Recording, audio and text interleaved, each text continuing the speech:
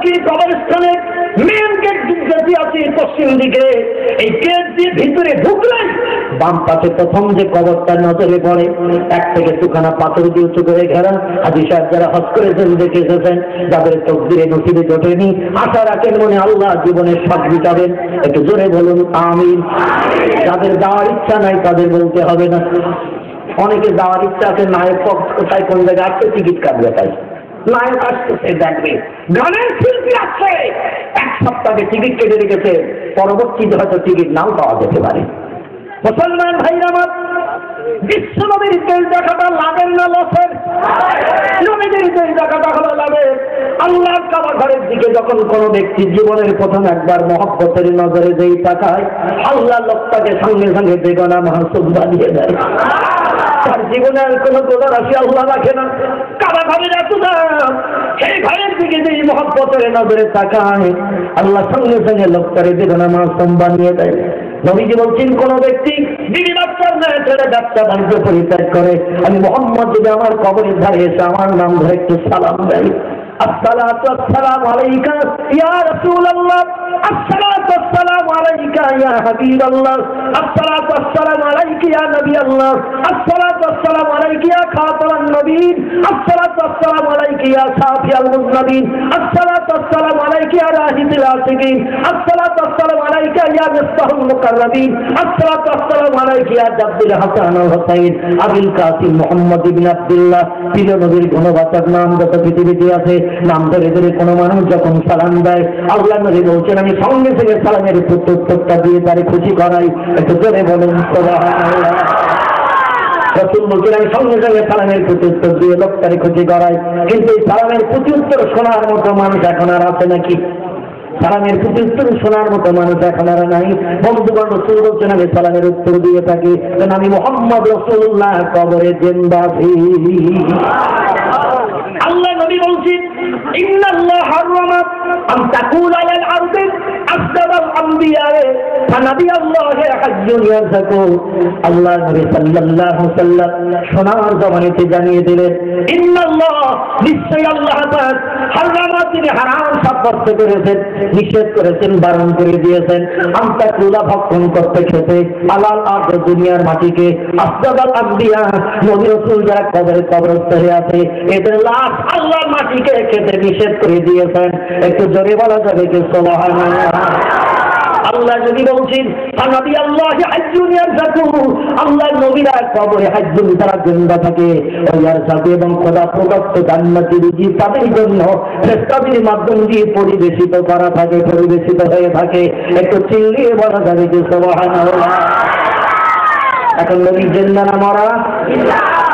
কিছু কিছু মানুষের মগজে পোকা লেগেছে, ওরা বলে নবী মরে গেছে, বলেন উনি কবরে মরে শেষ হয়ে গেছে, আমরা যেমন যাই উনিও তেমন গেছে, অতএব মরা গরু ভাত খায় না, সেখানে যে আর কিছু বলতে হবে না, বলে কিনা কিছু মানুষ। নাউযুবিল্লাহ। তাদের ব্রেন মগজে জ্ঞান আছে, না থাকলে ফতোয়া দেয় নাকি? ব্রেন মগজে কিছু জ্ঞান আছে, যার কারণে তারা ফতোয়া দেয়। তো ওরা বলে মরা গরু ভাত খায় না, মরে গেছে আর আপনজন, ওদের জন্য দোয়া সাবরে স্যানিটারি করতে হবে না, মরে গেছে মাটির সঙ্গে মিশে গেছে, মরা গরু ঘাস দিলে ঘাস শুকিয়ে যাবে, ঘাস খাবে না, অর্থাৎ চাচা দাদা তারা আপনজন মারা গেছে, ওদের জন্য কিছু করার দরকার নেই, ও সব কমপ্লিট হয়ে গেছে। তোদের কথাটা আমি কিছু সময়ের জন্য সত্যি হিসাবে বিশ্বাস করবো, কারণ মগজে জ্ঞান না থাকলে কেউ ফতোয়া দেয় নাকি? জ্ঞান থাকলেই ফতোয়া দেয়। এখন ওই যে ওরা বলে মরা গরু ঘাস খায় না, কথাটা কিন্তু বাস্তব সত্য, এর ভিতরে কোনো শখ সবার সন্দেহ নাই। তবে মানুষ মারা গেলে কবরে ওরা কিন্তু আল্লাহ জান্নাতে রুজি পায়। জোরে বলো সুবহানাল্লাহ। গরু আর মানুষ দুটি জাতি কি এক নাকি? গরু সিং কটা, মানুষের কটা? মানুষের আছে তো নাকি? গরু পা কটা? চারটে, মানুষের কটা? তাহলে গরু আর মানুষ এই পায়ের সঙ্গে মিল আছে তো নাকি? গরুর লেজ কটা, মানুষের লেজ কটা? মানুষের লেজ নেই, গরুর লেজ আছে। গরু খায় খড় মিষ্টি ঘাস, মানুষ খায় ঘাস মাছ, ঠিক কিনা? গরু খায় খড় মিষ্টি ঘাস, মানুষ খায় ঘাস মাছ। গরু মারা গেলে খোদার কসম ঘাস দিলে খাবে না, ঘাস শুকিয়ে যাবে। কিন্তু মানুষ মারা গেলে সৃষ্টির শ্রেষ্ঠ। لقد خلقنا الإنسان في أحسن تقويم। গরু সম্পর্কে বলা হয়েছে এরকম কোন মর্যাদার কথা? গরুর সম্পর্কে কোথাও তেমন মর্যাদার কথা বলা হয়নি। আল্লাহ মানুষের সম্পর্কে বললেন লাকাদ খালাকনাল ইনসানা ফি আহসানি তাকবীর। পৃথিবীর মানুষ যত সৃষ্টি আমি বানিয়েছি, সমস্ত সৃষ্টির ভিতরে আমি মানুষকে শ্রেষ্ঠত্বের মর্যাদা দিয়েছি। মানুষের মতো উত্তম সৃষ্টি আর কিছু নাই। এই উত্তম সৃষ্টির আমরণের পর কবরে জিন্দা থাকে। জোরে বলুন সুবহানাল্লাহ। আল্লাহ নবী বলেছেন আমার কবরের দাঁড়িয়ে দাঁড়িয়ে সালাম দেয়, আমি তার সালামের আওয়াজটা শুনতে পাই, আমি তার প্রতি উত্তরটা দিয়ে থাকি। তবে যে বান্দারা আমার মরণের পর আমার আওয়াজের উত্তর শুনতে চাইবে, তারা যেন একটা স্পেশাল কাম তৈরি করে, সেটা হলো অন্তরের। এবং এখন দেখতে পারবে কিনা মানুষ এক জায়গায় তামাম পৃথিবীর সবকিছু দেখতে পাবে। বিশ্ব ইন্টারনেটের মাধ্যম দিয়ে, স্যাটেলাইটের মাধ্যম দিয়ে পৃথিবীর বিজ্ঞানীরা এখন মুঠার ভিতরে পুড়ে দিয়েছে। মানুষ যদি পৃথিবীর সব জিনিসগুলো মানুষকে ঘরে বসিয়ে দেখাতে পারে, আমার আল্লাহ কি অপারক নাকি? আল্লাহ তো অপারক নয়। তিনি বলছেন আমার প্রেমিক প্রেমিকা বান্দা বান্দি যারা হবে, আল্লাহর নবী বলছেন মান কানা লিল্লাহি কানা আল্লাহু লাহু। যে লোকটি আল্লাহর আপন হয়ে যাবে, আমার আল্লাহ তার আপন হয়ে যায়। ওয়া কানা আল্লাহু লাহু, আল্লাহ তার আপন হয়ে যায়। আর আল্লাহ যখন কোনো বান্দা বান্দির আপন হয়ে যায়, অকুল্লা সাজ্জিয়ান ফাউনাত, পৃথিবীর সমস্ত সৃষ্টি তখন তার বশ হয়ে যায়, তার বন্ধু হয়ে যায়। যারে যা বলে তাই শুনতে বাধ্য হয়। একটু চিল্লিয়ে বলুন সুবহানাল্লাহ। মুসলমান ভাইরা আমার, প্রিয় নবী মুহাম্মদ রাসূলুল্লাহ সাল্লাল্লাহু আলাইহি ওয়াসাল্লামের মাজারের ধারে কোন ব্যক্তি দাঁড়িয়ে দাঁড়িয়ে যখন সালাম দান করে, আল্লাহ নবী বলছেন আমি তার সালামের আওয়াজ শুনে উত্তরটা দান করি। আর উত্তর শোনার মতো যদি পরিকল্পনা কেউ দিতে চায়, একটু রাত জাগতে হবে বেশি বেশি, নফল নামাজ একটু পড়তে হবে বেশি বেশি, তাহাজ্জুদ আদায় করতে হবে বেশি বেশি, কোরআন তেলাওয়াত করতে হবে বেশি বেশি, মিথ্যা ছেড়ে দিতে হবে, চুরি ডাকাতি ছাড়তে হবে, সিনেমা যাত্রা ছাড়তে হবে, সুদের ব্যবসা ছাড়তে হবে, ঘুষ ছেড়ে দিতে হবে, থাকতে হবে। লোকটি যদি চরিত্র বিশ্বের আদর্শের মতো তৈরি করে, অবশ্যই সেই লোকটি ঘরে বসে বসে আমার নবীজির দিদার করতে পারবে। আমাদের ভারতবর্ষের হিন্দু ভাইদের ঘরের একজন কীর্তি ছেলে তামাম বিশ্ববাসীকে তাক লাগিয়ে দিয়েছেন, যিনি পৃথিবীর শ্রেষ্ঠ শিক্ষা প্রতিষ্ঠান যেটি নাম হলো তার অক্সফোর্ড ইউনিভার্সিটি, সেখান থেকে 12টা ভাষায় এমএ পাস করে তিনি বিশ্ব রেকর্ড করেছেন। বন্ধুগণ, লোকটির নাম হলো ডক্টর শিব শক্তি স্বরূপজি। কি নাম বললাম? ইতিহাসে তার নাম লিপিবদ্ধ হয়েছে। তার পিতার নাম মহন্ত প্রীতম দাসু দাসে, মায়ের নাম তার ভানুমতি কর, তার স্ত্রীর নাম হলো শ্রদ্ধা দেবী। একটি উচ্চ শিক্ষিতা যুবতী মেয়ে ছিল, নাম তার অক্ষরা। এই লোকটি অক্সফোর্ড বিশ্ববিদ্যালয় থেকে 12টা ভাষায় ফার্স্ট ক্লাস ডিগ্রি অর্জন করেছেন। 10টা ধর্মগ্রন্থের জ্ঞান নিয়ে ডক্টর অব্দিন হয়নি, তিনি পদমর্যাদা পেয়েছেন। 1980-র দশকে ভারত সরকার শ্রেষ্ঠ ধর্ম জ্ঞানী পণ্ডিতের মর্যাদা দিয়েছিলেন যাকে। লোকটির বাড়ি হলো উত্তর ভারতের মথুরা জেলার বৃন্দাবনে। কথা বললাম, উত্তর ভারতের মথুরা জেলার বৃন্দাবনে তার বাড়ি। এই পড়াশোনা শেষ করে যখন ঘরে ফিরলেন, ভারতবর্ষের 65 থেকে 70 কোটির মতো হিন্দুর জনসেরা ভগবানের অবতার কলির মর্যাদা দিল তারে। কারণ হিন্দু ভাইদের ধর্মগ্রন্থে একটি চক্র এসেছে, যুগে যুগে মহামানবের আবির্ভাব হয়, যাকে বলা হয় যুগে যুগে অবতার বলা হয় না? যুগে যুগে মহামানবের আবির্ভাব হয়, যুগে যুগে অবতারের আবির্ভাব হয়। অবতার বলতে মহামানব বোঝানো হয়েছে, ভালো মানুষের আবির্ভাব হবে। 10-20 বছর অন্তর অন্তর জনকল্যাণমূলক কাজ করবে, জনগণকে সুপথ দেখাবে, এদের বলা হয়েছে মহামানব বা অবতার। তাই ডক্টর শিব শক্তি স্বরূপজিকে 1980-র দশকে মহামানবের স্বীকৃতি দেওয়া হলো, ভগবানের অবতারের মর্যাদা দেওয়া হলো। আমাদের ধর্মগ্রন্থ কোরআন কিন্তু অন্য বলে।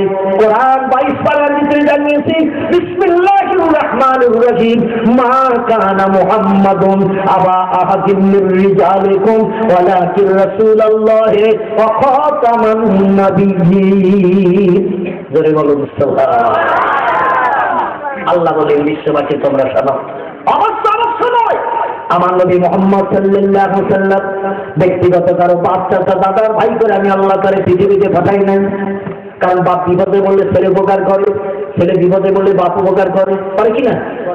চাচা বিপদে বললে ভাই উপকার করে, ভাই বিপদে বললে ভাই উপকার করে। রক্তের সঙ্গে একটা সম্পর্ক আছে। তাই অপরিচিত কোনো মানুষ যদি কপিলমুনি বাজারে মার খায়, হয়তো মাপছে কাউকে একবার যাবে একটু দেখতে, যদি নাকি আমার আপন জন না ওখানে দাঁড়াবে নাকি? নিশ্চয় অন্যায় করেছে, মার খাচ্ছে, তো আমার বাপের কি, ঠিক কি না? কিন্তু কারো বাপ যদি মার খায়, অন্যায় করলো, পাশে দাঁড়াবে কিনা? ও আমার বাপ, ও আমার ভাই, অন্যায় করেছে, মার খাচ্ছে, যে কোনো প্রকারে তারে মারধরের হাত থেকে নিষ্কৃতির ব্যবস্থা করতে হবে। এই দাঁড়িয়ে যায়, রক্তের সঙ্গে সম্পর্ক আছে। তাই আল্লাহ বলেন, আমার মোহাম্মদকে যদি কারো বাচ্চা দাদা ভাই করে পাঠাতাম, রক্তের মাধ্যমে তার উপকারের দায়িত্ব পালন করত, বরং আমি তাকে আমি তাকে রসুল করে প্রফেট করে পৃথিবীতে পাঠিয়েছে, যাতে তাম পৃথিবীর মানুষ তার দ্বারা উপকৃত হয়। আমি তারে প্রফেট করে, মহামানব করে, রসুল করে পৃথিবীতে পাঠিয়েছি, যাতে তাম বিশ্ববাসী তার দ্বারা উপকৃত হয়। আল্লাহ কোরআনে বলছেন, তিনি হলেন শেষ যুগের মহামানব, তারপরে আর কোন মহামানব পৃথিবীতে আসবে না, তিনি হলেন শেষ। তাহলে আমরা অবতার বিশ্বাস করতে পারবো? আমাদের ধর্মীয় বিধান মতে অবতার হিসাবে, মহামানব হিসাবে আমরা তাকে বিশ্বাস করি, যিনি 1500 বছর আগে সেই মরুভূমির মক্কার পাহাড়ি এলাকায় শুভাগমন করেছিলেন, জন্মগ্রহণ করেছিলেন, যার নাম মুহাম্মদ রাসূলুল্লাহ সাল্লাল্লাহু আলাইহি ওয়াসাল্লাম। তিনি বলছেন, ওয়ালা তাযালু তাইফাতুম মিন উম্মাতিল আওসান ইন্নাহু সায়াকুনু ফিল উম্মতি কাযযাবুনা ওয়া সালাতুন কুল্লুহুম ইয়াজআমু আন্নাহু নাবিয়ুল্লাহি ওয়া আনা খাতামান নাবিয়্যিন লা নবিয়্যা বাদি। একটু চিল্লিয়ে বলুন সুবহানাল্লাহ। আল্লাহ নবী বলছেন, আমার বর্তমানে পৃথিবীতে 30-এর অধিক ব্যক্তি মহামানবের দাবি করবে। খুব ভালো করে শুনুন, রাসূল বলছেন, আমার বর্তমানে আমি পৃথিবী থেকে যখন চলে যাব, 30-এর অধিক ব্যক্তি মহামানবের দাবি করবে, মানুষের কাছে মহামানব সাজতে চাইবে। আল্লাহ নবী বলছেন, প্রত্যেকটি মহামানব দাবিকারী হলো মিথ্যুক। প্রত্যেকটি মহামানব দাবিকারী হলো মিথ্যুক। আনা খাতামান নবীন, আমি হলাম নবীদের শেষ, লা নবিয়্যা বাদি, আমার পরে আর কোনো মহামানব পৃথিবীতে আসবে না। আমার নেতৃত্ব চলবে কিয়ামত পর্যন্ত, দুনিয়ার যতদিন থাকবে। ধরে বলুন সুবহানাল্লাহ। সেই নেতৃত্ব ভালোবাসলেন বর্তমান 21 শতাব্দীর যুগে উত্তর ভারতের বিখ্যাত উচ্চ শিক্ষিত জ্ঞানী মানুষটি, যার নাম ডক্টর শিব সত্যি সরজি। আপনারা অনেকে জানেন তার জীবন ইতিহাসের কথা। বন্ধুগণ, এমন করে 70 থেকে 75 কোটি মানুষ যাকে ভগবানের অবতার কলির মর্যাদা দিল, সেই লোকটি কিছুদিন মন্দিরে পূজার্চনার পর মন্দিরের পূজার্চনা পরিত্যাগ করলো, শিক্ষার মর্যাদা দিতে যে, জ্ঞানীর মর্যাদা দিতে যে। বন্ধুগণ, একদিন বাড়ি ফিরেছেন মন্দির থেকে, 5-7 বস্তা করে ফল প্রতিদিন নসিবে জোটে। কারণ উত্তর ভারতের সব থেকে বড় মন্দির যেটি, এই মন্দিরটির নাম হলো দোবাসের মন্দির। কি মন্দির বলো? দোবাসের মন্দির। 120 বিঘা জমি বাউন্ডারি করে মন্দিরটি ঘেরা। তবে কি বলো? 120 বিঘা জমি এরিয়া করে প্রাচীর দিয়ে মন্দিরটি ঘেরা। আমাদের মসজিদ কবে গেছে? 3 কাঠা 5 কাঠা। মাঝে মধ্যে টাকা দিয়েছিল মসজিদ করার জন্য, লিখে দেয়নি, ঠিক কি না? লিল্লাহ আল্লাহর নামে লিখে দেয়নি, বলে পরে হবে। চাচারে পটল তুলে দিয়েছে আজরাইল, চাচার 3 ছেলে, ওরা জুমার দিন বলছে এখানে কারো কথা হবে না, আমরা যা করবো তাই।